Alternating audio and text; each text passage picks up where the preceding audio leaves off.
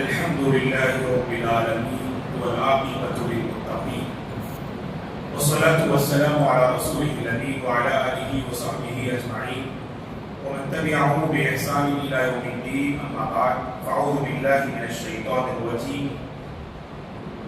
الله لا إله إلا هو الحي القيوم لا تأخذه سنة ولا نوم له ما في السماوات وما في الأرض من ذا الذي يشفع عنده إلا بإذنه يعلم ما بين أيديهم وما خلفهم ولا يحيطون بشيء من علمه إلا بما شاء وسع كرسيه السماوات والأرض ولا يؤوده حفظهما وهو العلي العظيم.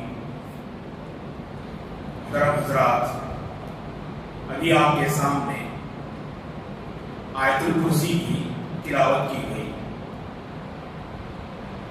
ابی بن کعب رضی اللہ عنہ سے رسول اللہ صلی اللہ علیہ وسلم نے پوچھا، بتاؤ قرآن مجید کی سب سے عظیم آیت کون سی ہے؟ ابی بن کعب رضی اللہ عنہ نے کہا، اللہ اور اس کے رسول بہتر جانتے ہیں. بار بار اللہ کے نبی نے یہ سوال کیا، انہوں نے یہی کہا اللہ اور اس کے رسول زیادہ علم رکھتے ہیں. جب اللہ کے نبی نے بارہا سوال کیا تو کہا ابی بن کعب رضی اللہ عنہ نے قرآن مجید کی سب سے عظیم آیت آیت الکرسی ہے. تو صلی اللہ علیہ وسلم نے کہا، لِيَحْمِيَكَ الْعِلْمُ يَا أَبَا الْمُنذِرِ. ابو المنذر جو ابی بن کعب رضی اللہ عنہ کی کنیت تھی، کہا کہ تمہیں یہ علم مبارک ہو، جو علم تمہیں عطا کیا گیا یہ علم تمہارے حق میں مبارک ہو. تمام مفسرین کا اتفاق ہے کہ قرآن مجید کی سب سے عظیم آیت یہ آیت الکرسی ہے، جس سلسلے میں ہم میں سے ہر ایک واقف ہے. اور فرض نمازوں کے بعد خصوصاً اس آیت کو پڑھنے کا اہتمام کرنا چاہیے. اور جو فضیلت ہے وہ ہم جانتے ہیں. اللہ کے نبی نے کیا فرمایا صلی اللہ علیہ وسلم نے، اگر کوئی بندہ فرض نمازوں کے بعد آیت الکرسی کا اہتمام کرے، لم یمنعہ من دخول الجنت الا یموت، اس کو جنت میں داخل ہونے سے موت کے سوا کوئی چیز روک نہیں سکتی. یعنی اس کا جنتی ہونا یقینی ہے اگر وہ توحید پہ قائم رہا تب. تو گویا کہ آیت الکرسی کی یہ بڑی عظیم فضیلت ہے. کوشش کریں کہ ہماری کوئی فرض نماز ایسی نہ ہو کہ جس کے بعد ہم نے اس کی تلاوت نہ کی ہو. اگر اس فرض نماز کے بعد اگر ہماری موت بھی آ جائے وہ حسن خاتمہ ہے کہ اگلی نماز سے پہلے ہمارا انتقال ہو جائے اور اللہ کے دربار میں جب حاضر ہوں گے تو ہمارا آخری عمل کیا تھا؟ اللہ اکبر، کہ نماز کے بعد ہم نے آیت الکرسی کی تلاوت کی.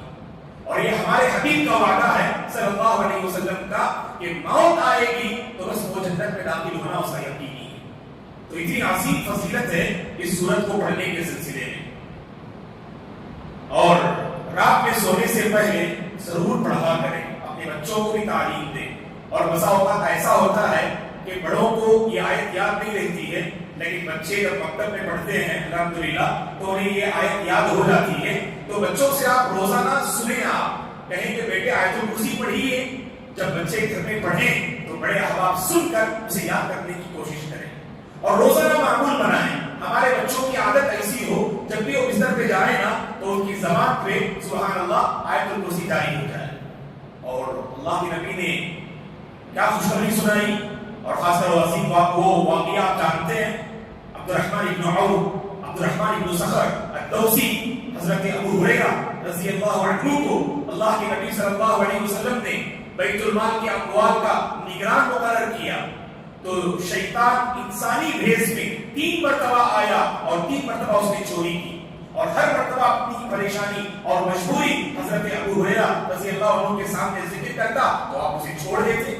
اور تیسری مرتبہ کہا کہ میں تجھے خدمت رسول میں حاضر کر کے رہوں گا.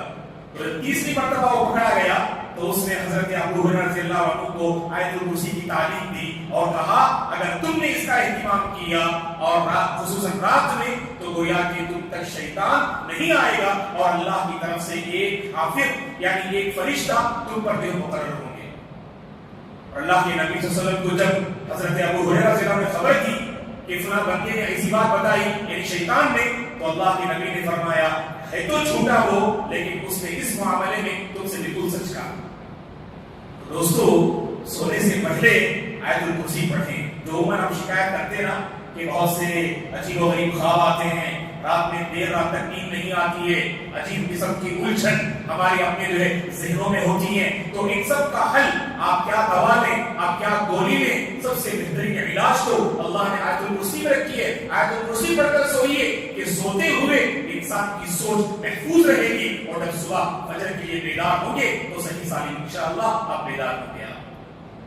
چلیے مختصر, جب ہم نے یہ سنا کہ قرآن مجید کی سب سے عظیم آیت سبحان اللہ آیت الکرسی ہے, تو اس کے اندر بہت سارے پیغامات ہیں اور بہت ساری تعلیمات ہیں. صرف 5 باتیں ہم آپ کی خدمت میں رکھیں گے, غور سے سنیے گا آیت الکرسی کی روشنی میں.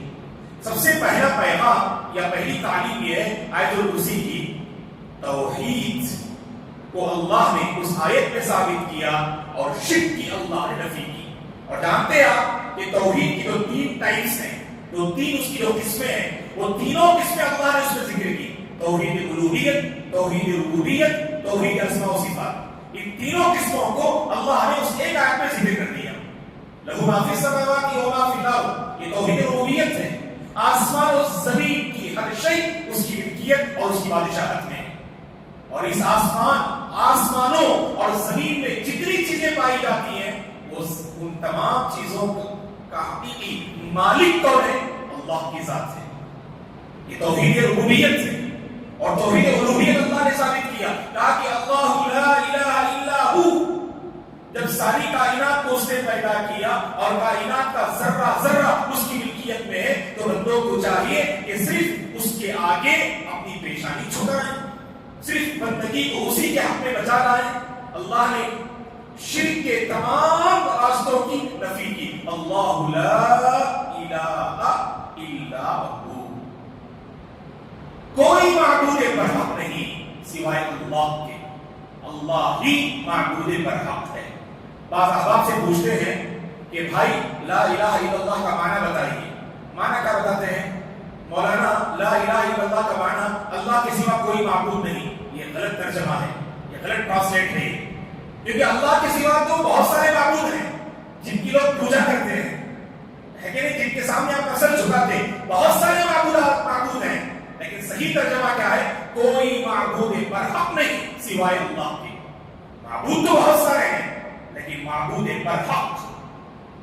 برحق اسی کو لا الہ الا اللہ کا جو ترجمہ جو وضاحت اہل علم کرتے ہیں, لا معبود بحق الا اللہ, اللہ کے سوا کوئی معبود برحق نہیں, وہی معبود برحق ہے جو ایک اللہ ہے.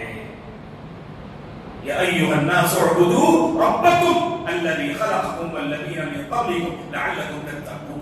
جب پیدا کیا اس نے, جب کائنات کا ذرہ ذرہ اس کے قبضے میں ہے, اس کی ملکیت میں ہے, تو انسانوں کو اللہ نے اسی جو ہے توحید کی تعلیم دی. کہا کہ تمہاری بندگی بھی صرف اللہ کے لیے ہونی چاہیے اور اس بندگی میں اللہ کے ساتھ کسی اور کو تم شریک نہ کرنا. اللہ تعالیٰ کبھی شریک سے راضی نہیں ہوں گے. اور اسماء و صفات میں ذکر کیا اللہ نے, الحی القیوم, اللہ کے جو ہے مبارک ناموں میں سے. اور کہا گیا, اہل علم نے کہا جو اسم اللہ اعظم, اللہ کا جو سبحان اللہ عظیم جو نام ہے, اللہ نے جو ہے اس میں ذکر کیا ہے الحی القیوم. یہ اللہ کے مبارک ناموں میں سے ہے الحی. اس کی وضاحت امام ابن کثیر رحمۃ اللہ علیہ نے اس طرح سے فرمائی, الذی لا یموت ابدا, جس کو کبھی موت لاحق نہیں ہوگی. جو زندہ جاوید جو ذات ہے وہ اللہ کی ذات ہے, اس پر کبھی موت نہیں آئے گی. الحی القیوم, القیوم کا معنی کیا ہے؟ وہ سب پہ نگران ہے, وہ ہر ایک کی نگرانی کرتا ہے. کائنات کا ذرہ ذرہ اللہ تعالیٰ کی نگرانی میں جو ہے شامل اور داخل ہے دوستو. اور اللہ تبارک و تعالیٰ کے سلسلے میں یہودیوں نے کہا نعوذ باللہ اللہ تعالیٰ تھکتے بھی ہیں, اللہ کو تھکاوٹ لاحق ہوتی ہے, اللہ آرام بھی کرتے ہیں, نعوذ باللہ. اللہ نے کہا لا تأخذه سنة ولا نوم. وہ رب کیسے ہو سکتا ہے جسے اونگ آئے, وہ رب کیسے ہو سکتا ہے جسے نیند آئے, وہ رب کیسے ہو سکتا ہے جو مغفل ہو, وہ رب کیسے ہو سکتا ہے جسے تھکاوٹ لاحق ہو. وہی رب ہے جو ہمیشہ زندہ ہے, سب پہ قائم ہے, سب پہ نگران ہے, نہ اسے اونگ آتی ہے اور نہ اسے نیند آتی ہے. لا تأخذه سنة, پل بھر کے لیے بھی نعوذ باللہ وہ بندوں سے غافل نہیں ہوتا. توحید کو اللہ نے بیان کیا دوستو, یہ پہلا پیغام. اور دوسرا پیغام جانتے ہیں کیا ہے اس آیت کا؟ اللہ تعالیٰ نے بعض غلط افکار, خیالات اور معتقدات کی اللہ تبارک و تعالیٰ نے نفی فرمائی اور اس کی اصلاح کی. بعض اللہ کے بندے سمجھتے ہیں جو پیر مریدی کا سسٹم ہوتا ہے, جو اللہ کے بندے درگاہوں کا رخ کرتے ہیں, غیر اللہ سے مانگتے ہیں, اولیاء اللہ سے مانگتے ہیں, اللہ کے نیک بندوں کا وسیلہ لیتے ہیں, سمجھتے ہیں کہ انبیاء یہ اولیاء جو اپنی قبروں میں ہیں نعوذ باللہ ان کو پکارنے سے قیامت کے دن اللہ کے پاس وہ ہمارے حق میں سفارش کریں گے. اللہ نے اس آیت میں اس کی نفی فرمائی. یہ کیسے ہو سکتا ہے کہ تمہاری زندگی اگر توحید پہ قائم نہیں ہے اور تم اللہ کے یہاں پر کسی اور کے سلسلے میں سفارشی کی امید رکھ رہے ہو. من ذا الذی یشفع عنده الا بإذنہ. سفارش میں سب سے اہم کیا جانتے ہیں دوستو؟ انسان کی موت توحید پہ ہونی چاہیے. یاد رکھیے اللہ کس اس بندے کو صرف اس بندے کے حق میں, غور سے سنیے, اللہ اس بندے کے حق میں سفارش کی اجازت نہیں دیں گے جس کی موت توحید پہ نہ ہو, جس کی موت شرک پہ ہو. اللہ اس بندے کے حق میں ہرگز سفارش کرنے کی اجازت نہیں دیں گے اور اسی بندے کو سفارش کرنے کی اجازت دیں گے جسے اللہ نے دیگر مقامات میں واضح کیا جس سے اللہ راضی ہو. اللہ کن سے راضی ہوں گے؟ واحد بندوں سے راضی ہوتے ہیں. ضرور کریں گے سفارش, انبیاء کریں گے سفارش, اہل ایمان سفارش کریں گے, شہداء سفارش کریں گے, لیکن جن کے حق میں سفارش کرنے کی اللہ اجازت دے بس انہی لوگوں کے حق میں یہ سفارش کر سکتے ہیں. اللہ کی اجازت کے بغیر سفارش کرنے والے کو نہ سفارش کرنے کا حق ملے گا, اور جس کے حق میں سفارش کی جا رہی ہے اللہ کی اجازت کے بغیر وہ بندہ اس کے حق میں سفارش کر نہیں سکتا. اللہ کی رضامندی وہاں شرط ہے دوستو. توحید پہ قائم رہو تو تمہیں سفارش ملے گی, انبیاء کی سفارش اور اہل ایمان کی سفارش. تو یہاں پر جو لوگوں کا تصور ہے ہم کسی ولی کو ہم نے پکار لیا, کسی ولی کے دامن کو ہم نے پکڑ لیا تو یہ ولی یا اولیاء اللہ یہ قیامت کے دن ہماری سفارشی کریں گے. اللہ تو ان اولیاء کو جمع کریں گے. وہاں عبد القادر جیلانی رحمۃ اللہ علیہ بھی ہوں گے جو بڑے پاک باز, سبحان اللہ, اللہ کے جو بندے تھے, بڑی پاک باز زندگی آپ نے بسر کی. پہلے ہم ولی مذہب تھے, پھر آپ نے شافعی مذہب اختیار کیا. بڑے متقی پارسا اللہ کے بندے تھے. زندگی میں کبھی آپ نے شرک کی دعوت نہ دی. بعد میں لوگوں نے آپ کی وفات کے بعد آپ کی قبر کو نعوذ باللہ اپنی دنیا کمانے اور چمکانے کا ذریعہ بنا لیا. وَيَوْمَ يَحْشُرُهُمْ وَمَا يَعْبُدُونَ مِن دُونِ اللَّهِ. تو ایسے اولیاء کو اور ایسے معبودان کو اللہ تعالیٰ قیامت کے دن ٹھہرا کریں گے. سارے لوگ ان کو دیکھ رہے ہوں گے. اللہ تمام لوگوں کے سامنے ان سے پوچھیں گے کیا تم نے میرے بندوں کو گمراہ کیا, کیا تم نے میرے بندوں کو شرک کرنے کی اجازت دی؟ تو کہیں گے سبحانک, اے پروردگار تیری ذات پاک ہے, یہ ہمارے لیے کیسے ممکن ہو سکتا ہے کہ ہم تیرے ساتھ کسی اور کو شرک کرنے کی جو ہے ہم دعوت دیں. اے پروردگار تیری ذات ہر عیب سے پاک ہے. سبحانک, تو گویا کہ ہر ولی جس کی زندگی توحید پہ قائم تھی تو ہر ولی اور ہر فرشتہ اور ہر نبی قیامت کے دن تمام انسانوں کے سامنے یہ گواہی دیں گے دوستوں. تو دوسرا اہم پیغام ہے, لوگ جو سمجھتے ہیں نا کہ فلاں فلاں ہمارے کام آئیں گے, کوئی کچھ کام نہیں آ سکتا. اللہ کے نبی نے فاطمہ بنت محمد رضی اللہ عنہا سے کیا فرمایا؟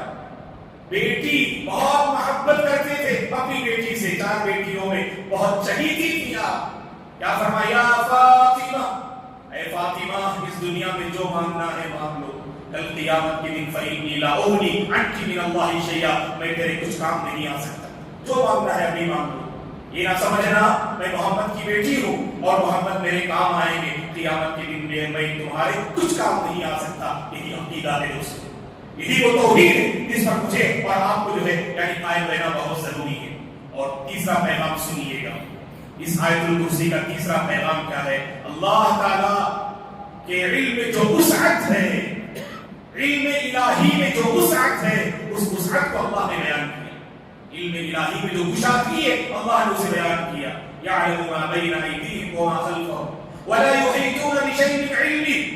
اللہ کی ذات تو ایسی ہے سبحان اللہ، بندے اپنے سامنے جن باتوں کو جن چیزوں کے بارے میں جانتے ہیں نا ان سے بھی اللہ واقف ہے، اور جو بندوں سے اوجھل ہیں بندوں کی نظروں سے اللہ ان کے بارے میں بھی جانتے ہیں۔ اللہ ماضی کو بھی جانتے ہیں، پریزنٹ کو بھی جانتے ہیں اور فیوچر کو بھی جانتے ہیں۔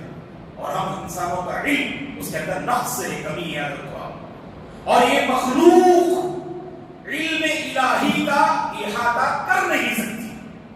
اللہ تعالیٰ جتنا علم مجھے اور آپ کو عطا کیا نا، بس حضرت خضر نے موسیٰ علیہ السلام سے کیا فرمایا؟ صحیح بخاری مسلم کی حدیث، کشتی پہ بیٹھ کے جا رہے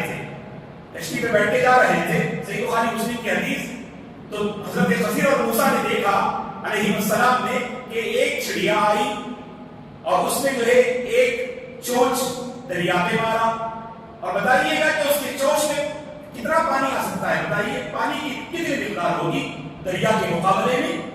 تو کہا خضر نے اے موسیٰ آپ نے دیکھا نا اس چڑیا کی چونچ میں پانی کی کتنی مقدار ہے؟ اللہ کا علم یہ دریا ہے، اور اس چڑیا کی چونچ میں جو پانی کی مقدار ہے وہی وہ علم ہے جو اللہ نے اس پوری کائنات میں بانٹ کے رکھا ہے ہم بندوں کو۔ تو سوچ لیجیے گا اللہ کا علم کتنا وسیع ہوگا، اللہ اکبر، ہم تصور نہیں کر سکتے دوستو۔ اور چوتھا پیغام یہ ہے آیت الکرسی کا کہ اللہ تبارک و تعالیٰ نے سبحان اللہ، اللہ کے نبی صلی اللہ علیہ وسلم نے اس کو کیا کہا؟ آیت الکرسی، مشہور یہی ہے الکرسی۔ آپ جانتے ہیں آپ اللہ تبارک و تعالیٰ آسمان اور زمین کو پیدا کرنے کے بعد عرش پہ مستوی ہوا، الرحمن علی العرش استوى۔ اللہ کہاں ہے؟ اللہ عرش پہ ہے، اللہ ہر جگہ نہیں ہے۔ اس بات اللہ کے بندے بتاتے اللہ کہاں ہے میرے بھائی؟ اللہ تو ہر جگہ ہے، اعوذ باللہ، اللہ ہر جگہ نہیں ہے، اللہ کا علم ہر جگہ ہے۔ وهو معكم اينما كنتم، جہاں کہیں تم رہو گے یاد رکھنا اللہ کے علم سے تم جو ہے مخفی نہیں ہو سکتے، اللہ کا علم تمہارے ساتھ ساتھ ہے۔ اللہ تعالیٰ ہے تو عرش پہ لیکن اس کا علم کائنات کے ذرے ذرے پر محیط ہے، اور یہ جو ہے ہمارا عقیدہ ہے۔ سب سے پہلے اللہ نے کسے پیدا کیا؟ یہ کرسی کیا ہے اور عرش کیا ہے؟ مختصر آپ کے سامنے ہے ایک اہم بات میں بتا رہا ہوں۔ علماء کے درمیان اختلاف ہے اللہ نے سب سے پہلے کیا پیدا کیا، کون سی چیز اس نے پیدا کی؟ بعض اہل نے کہا اللہ نے سب سے پہلے عرش کو پیدا کیا، اکثر علماء نے کہا اللہ نے پہلے عرش کو پیدا کیا اس کے بعد آسمانوں اور زمین کو پیدا کیا۔ بعض علماء نے کہا اللہ نے سب سے پہلے قلم کو پیدا کیا، قلم جو لکھتے ہیں قلم کو پیدا کیا، اور بعض علماء نے کہا کہ اللہ نے سب سے پہلے پانی کو پیدا کیا۔ یہ تین باتیں ہیں، عرش کو پیدا کیا، قلم کو پیدا کیا اور پانی کو پیدا کیا۔ اور اکثر علماء نے کہا اللہ نے سب سے پہلے عرش کو پیدا کیا اور اس کے بعد آسمان اور زمین کو پیدا کیا۔ یہ میرے اور آپ کا عقیدہ ہے اہل سنت والجماعہ کا کہ عرش یہ اللہ کی مخلوق ہے، یہ عرش اللہ کی مخلوق ہے جس پر وہ مستوی ہے اللہ تبارک و تعالی۔ اور یہ کرسی کیا ہے؟ احادیث میں اس کی وضاحت ہے کہ موضع قدمي الرحمن، کہ اللہ تعالیٰ کے قدم رکھنے کی جگہ ہے، اللہ کے جو قدم مبارک ہیں تو رکھنے کی جگہ کیا ہے؟ وہی کرسی ہے۔ اور اللہ کے نبی نے اس کی وضاحت فرمائی عرش اور کرسی سب سے بڑی اور عظیم مخلوق اس کائنات کی، گویا کہ اللہ تعالیٰ نے اللہ کی مخلوقات میں سب سے عظیم مخلوق کون سی ہے؟ اللہ کا عرش ہے۔ عرش اور کرسی کو سمجھاتے ہوئے اللہ کے نبی نے فرمایا صلی اللہ علیہ وسلم نے یہ کرسی عرش کے مقابلے میں کیسی ہے؟ کہا کہ ایک وسیع و عریض چٹیل میدان ہے، ایک چوڑی زمین ہے، اس زمین میں اگر لوہے کی انگوٹھی آپ ڈالتے ہیں ایک جگہ پر تو اس کی کیا حیثیت ہوگی؟ اس لوہے کی انگوٹھی کی کیا حیثیت ہوگی؟ ایک بڑی زمین ہے، اس نے ایک انگوٹھی آپ نے ڈال دیا تو انگوٹھی کی جو حیثیت ہے اس چوڑی زمین کے مقابلے میں یہی حیثیت ہے کرسی کی عرش کے مقابلے میں. گویا کہ کرسی ایک لوہے کی انگوٹھی کی طرح ہے اور جو وسیع و عریض زمین ہے وہ عرش ہے. اور آسمانوں اور زمین سے بڑی مخلوق جو ہے کرسی ہے. آسمان اور زمین سے بڑی مخلوق کون سی ہے؟ کرسی ہے. تو لہٰذا اللہ نے کرسی کے بارے میں فرمایا وسیع کرسیہ السماوات والارض. اللہ کی کرسی ایسی جو سبحان اللہ آسمان اور زمین کو اس کرسی نے گھیر لیا. اتنی عظیم اور بڑی مخلوق ہے. اور اس سے بڑی مخلوق کون سی ہے؟ سبحان اللہ اللہ کا عرش ہے جو ہمارے تصور اور ذہنوں میں نہیں آ سکتا ہے دوستوں. اور آخری بات یہ ہے آیت الکرسی کا ایک اہم پیغام کیا ہے جانتے ہیں دوستو؟ اس پیغام کو لیتے ہوئے جائیے کہ مراقبے کا تصور میرے اور آپ کی زندگی میں ہونا چاہیے. مراقبہ کسے کہتے ہیں؟ اللہ کی نگرانی کا تصور. اللہ تبارک و تعالی اپنے بندوں سے واقف ہیں اور اللہ تبارک و تعالی کا علم بندوں کے ساتھ گھیرے ہوئے ہیں. اللہ تبارک و تعالی الحی ہے، القیوم ہے، وہ زندہ ہے اور اللہ تعالیٰ سب پہ نگرانی کرتے ہیں. تو جب یہ تصور ہمارے ذہنوں میں آئے گا نا تو برائی کرنے سے پہلے تصور لائیے گا، مراقبے کا تصور. کوئی دیکھے یا نہ دیکھے اللہ تو مجھے دیکھ رہا ہے. یہ تصور انسان کے اندر پیدا ہوگا. اللہ کی قسم انسان گناہوں سے دور رہ سکتا دوستو. امام ابن قیم رحمۃ اللہ علیہ فرماتے ہیں کہ مراقبہ یہ اللہ تبارک و تعالیٰ کی خشیت کا انسان کو وارث بناتا ہے. بہت عظیم نعمت ہے مراقبہ کہ بندہ بند کمرے میں بھی ہو برائی کا موقع ملے اس کے ذہن میں اللہ کے سلسلے میں جو تصور آتا ہے نا وہ تصور کیا ہے؟ اللہ الحی ہے، القیوم ہے. اور جب بندے کے دل میں احساس ہو اللہ کی عظمت دل میں پیدا ہوتی ہے اور جب دل میں اللہ کی عظمت پیدا ہو جائے تو عظمت کا جو ہے تقاضا اللہ کی خشیت ہے اور جب دل میں اللہ کی خشیت پیدا ہو جائے تو بندہ گناہوں سے دور رہ سکتا ہے. تو بہرحال تصور لیے زندگی ہمیں بسر کرنی چاہیے دوستو. اللہ سے ہماری دعا ہے اللہ تبارک و تعالی آیت الکرسی کے جو پیغامات ہیں ان پیغامات پر غور کرتے ہوئے اپنی زندگی گزارنے کی اللہ ہمیں توفیق عطا فرمائے. ہر فرض نماز کے بعد آیت الکرسی کا اہتمام کرنے کی اللہ توفیق عطا فرمائے. سونے سے پہلے پابندی کے ساتھ آیت الکرسی پڑھنے کی اللہ تعالیٰ توفیق عطا فرمائے. مراقبے کا جو تصور ہوتا ہے اللہ کی نگرانی کا جو تصور اور احساس اس کے احساس اور تصور کے ساتھ زندگی بسر کرنے کی اللہ ہم سب کو توفیق عطا فرمائے. اللہ ہم سب کو توحید پہ باقی رکھے، توحید پر خاتمہ نصیب فرمائے. آمین. اقول قولی ھذا واستغفر اللہ لی ولکم ولسائر المسلمین من کل ذنب فاستغفروه انہ هو الغفور الرحیم. سبحانک اللہم وبحمدک اشہد ان لا الہ الا انت استغفرک واتوب الیک. السلام علیکم.